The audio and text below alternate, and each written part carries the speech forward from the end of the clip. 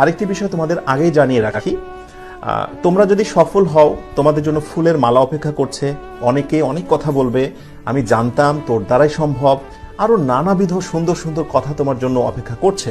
আবার এটিও মনে রেখো পাশাপাশি তুমি যদি কোনোভাবে ব্যর্থ হও তোমার জন্য কিন্তু নানা রকম খারাপ কথা ওয়েট করছে, যেটা শোনার পর তোমার মনেই হবে পৃথিবী থেকে আমি বিদায় নিই। অনেক মানুষ তোমাকে কষ্টের কথা শোনাবে, যদিও আমি বলবো যে তাদের কথায় মোটেই কোনো কিছু যায় আসে না, কিন্তু আমি তোমাকে এখন সচেতন করব, এখন সময় আছে, তুমি তোমার লক্ষ্য পূরণের পথ ঠিক করে নাও, লক্ষ্য পূরণের জন্য মরিয়া হয়ে যাও। প্রতিদিন অ্যাটলিস্ট প্রতিদিন কমপক্ষে 12 ঘন্টা পড়াশোনা করো। কত ঘন্টা? 12 ঘন্টা পড়াশোনা করো, এর থেকেও বেশি হতে পারে। এবং সঙ্গে আরেকটি বিষয় অ্যাড করব, শুধু পড়াশোনা করলে হবে না, শারীরিক সুস্থতা রেখে পড়াশোনা করতে হবে।